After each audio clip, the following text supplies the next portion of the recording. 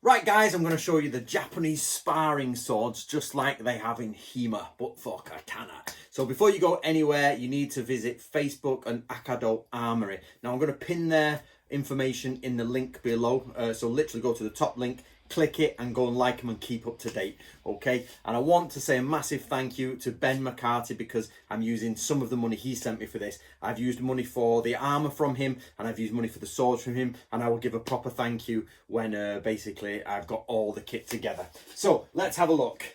It's arrived. So I've got two of them. So two have arrived. They come in their own sword case and they come in their own scabbard. Now these are designed to do exactly what HEMA swords do. So let's have a quick gander at one. So obviously totally blunt, like literally, you know, I sometimes get blunt swords and you think, not sure, but it's genuinely like a squared off edge. Let's test whether it, you know, is going to break. We'll see. Now that is a bit on the old, that you're going to get a whack with that. You're going to have to be careful, but we've got the full padded kit, or it's on its, or most of it here. So obviously it comes with proper wrapping and everything, tuba, oiled stuff. It comes with a Sagio cord and of course a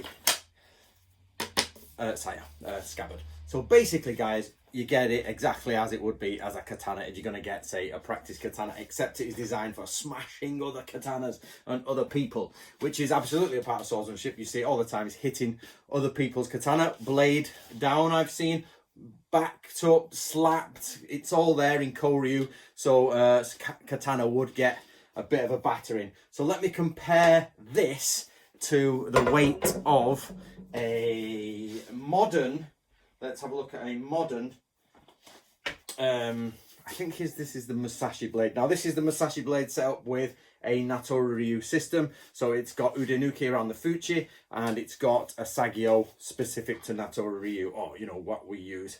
So that would be, and I've cut with this one.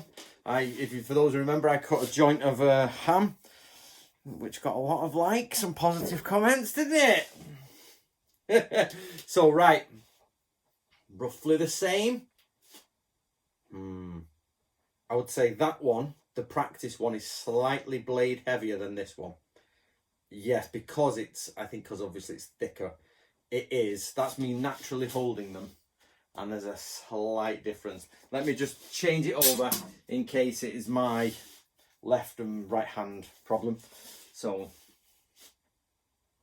there's not much in it, you know, actually.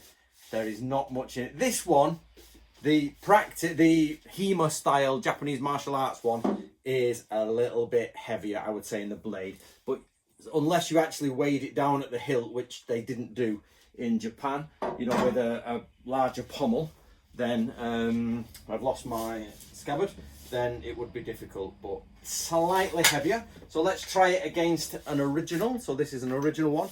Again, after 20 years, I've still not got this fixed, but I found someone in Japan. I tried to have it done by someone in England, but it didn't work. So I found someone in Japan who'll do it for me. Obviously, you can find them, you know, but it's just one of those where it's been upstairs. So let's have a go.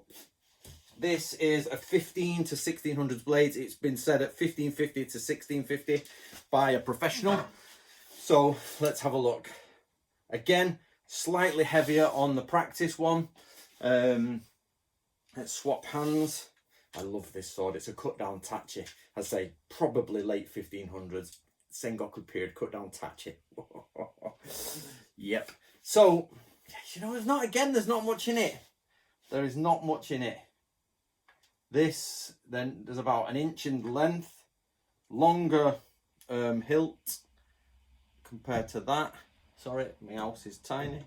So there, but it'd be easier to fight with the real deal, but that's not ridiculously out. It feels like there's a tiny bit of weight there, just that little bit extra than when you're sort of practicing. But what does Musashi say? Use a bloody heavy sword and get good, otherwise you'll give weak strikes. So let's do it. So I have to always say something negative when I review things. Not negative, but you have to give a truth. So basically I would say, apart from it feels slightly heavy at the end, but you're just going to have to, you know, count for that really, because you can't really get around that without putting a weight in this end or thinning it down and it break. So I wouldn't really say that's a bad thing, but I'm not a fan of coloured things like that. I just don't like them. I wish that was white. That would be much nicer. I'm quite a traditionalist. I like black and white and everything. Where Natori Ryu is, we have specific ones for them, and of course we have Udenuki, but I personally would want that white, so that's unfortunate, but I'm going to destroy this. So Jeffrey, who's the guy who's kindly done it from me, from Akado Armory, who's been wonderful and has followed the progress throughout of the swords and the tracking and everything, who's been splendid.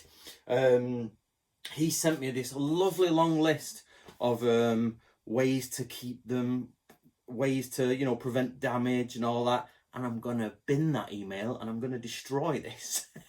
We are gonna do 60 joules with this and destroy it. It better be broken, bent and massacred by the end of it. Bollocks to keeping it safe. Right, so I've got, for those who know, I've put the challenge out there. I want to do the Musashi 60 joules and see where we get.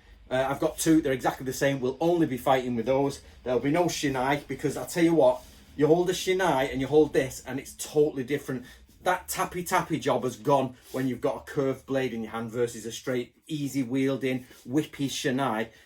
This is totally different. So we won't be fighting with shinai, we'll be fighting with these. And hopefully, but next step is I haven't got the masks yet. I've got to get the masks. So the masks will be the final thing, again from the money of Ben McCarthy, which is wonderful. And so we'll have the jackets, the masks, the swords, but we're still in lockdown in England. So I've got one fight prepped with a lovely group. A lovely group. I did have one guy who said he wanted to come, and he didn't say if he wanted to fight or not. He just said he's coming through Wales at the weekend, and he was, I think, Bujinkan. And I said, yeah, come down to my house. Like I said, it's lockdown. We can't have people in. My neighbours will all call the police because we're in a small village. But there's a field at the back. Let's do it. And but I don't have the headgear, but we'll dodge each other. He didn't answer. So there you go. That was one anyway, so that's one ticked off. Victory Cummins, but obviously that's not a victory, we won't go for that. So beyond that, Akado Armory, once I get the helmets in the next, again guys, just so if you're in America, I don't know what your rules are, but in the UK, we're only allowed to start moving forward post-May, really, after the middle of May to June, July, and then this guy, his dojo will reopen and they'll start getting things going. And then I won't be able to rush there straight away, but the next time I'm off to see my girlfriend, which is roughly a similar area, you know, not far away, I will take the kit in the back of the car and go down. So it'll be a few months yet before the first fight, and then wonderful. But most of the people who've asked are in America, so the emails I got were just American. Unfortunately, I am not going to America at the moment, but we've got a couple to do in the UK. Right, enjoy. So please guys, even if you don't buy one, which I recommend you do, I recommend you buy two, of course, because you're not far. Even if you're not in full gear, you can just maybe put a bit more effort into sort of, you know, clang, you know, how it goes. So what I would say is Akado Armory, it's on Facebook. Go and like it. It's free to like it. Go and like it. Keep up to date with them. See what they're doing. Find them on all the different Instagrams and everything. And you're looking for a man called Jeffrey. All right, guys. See you later.